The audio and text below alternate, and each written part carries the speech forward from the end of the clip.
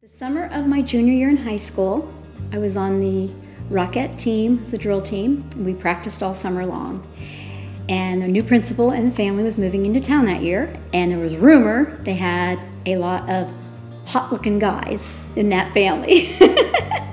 So as the summer went on, and we practiced during the summer, of course the football team was practicing, and some of those boys were on the football team. So all the girls in school had, were looking out to see, who was who and what class they were in and so forth. So it was really fun to find out that one was actually in my junior class with me.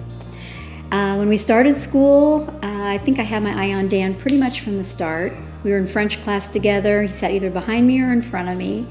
And finally, about the spring of our junior year, he asked me out on a date, and we went to see Disney's Love Bug in Dayton, Ohio. Crazy movie, kind of a silly, goofy first date maybe, but a lot of fun. And then he asked me to the junior-senior prom. And pretty much from then on, we were a couple, inseparable. All through our senior year of high school, we dated. Dan went off to college, different college than I went to, and one night he hitchhiked all the way, several hours in the dark, arrived outside my window and threw pebbles at the window so I would know he was there. And so we had a kind of a long-term relationship there for a year, and then we were married after his sophomore year of college. Lived in a tiny little one-room married student housing apartment, and I worked on campus. And then the day he was graduating, he didn't walk. We were on our way to Florida, the little U-Haul behind our car, and that was our first time to live in Florida. Since then, we have bounced back and forth numerous times. We were called gypsies, actually, always bouncing back and forth to the same places.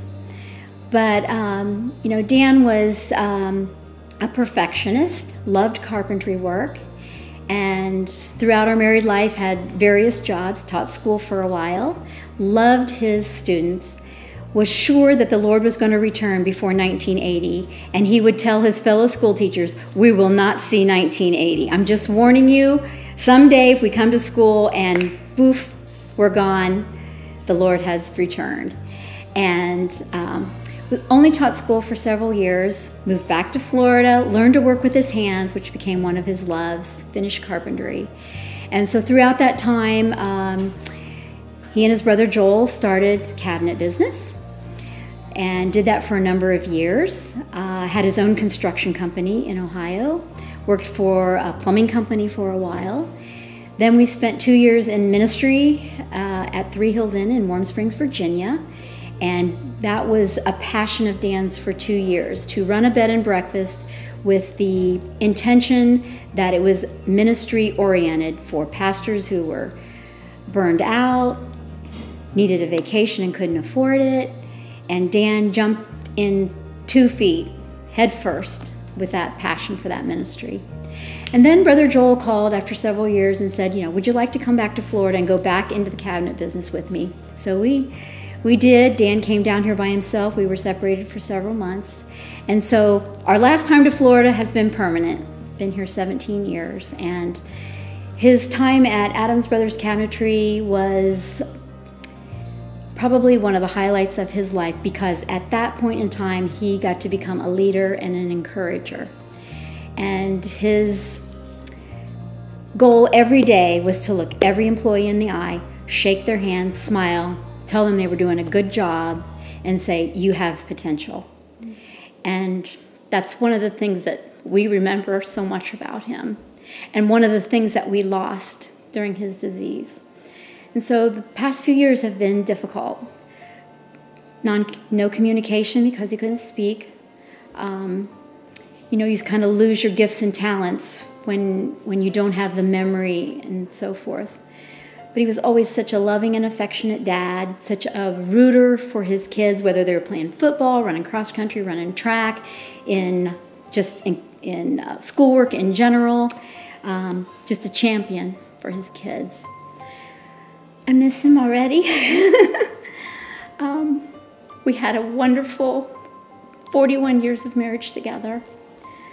And I missed his presence even when he was here physically because we couldn't talk to each other for probably the last 1.5 years. But he was the love of my life, my high school sweetheart.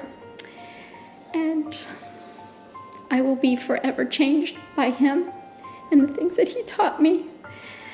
And I hope I can live out the rest of my life under the character values that he set for himself. He was a lover of Stephen Covey, and he had a little tear-off calendar. Every day he read that and tore off the calendar, and we had some on our refrigerator held up with magnets.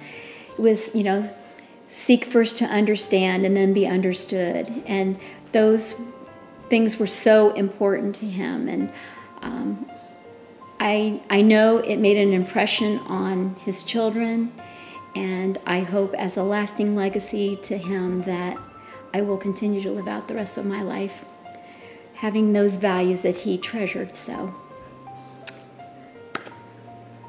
I love you, sweetie.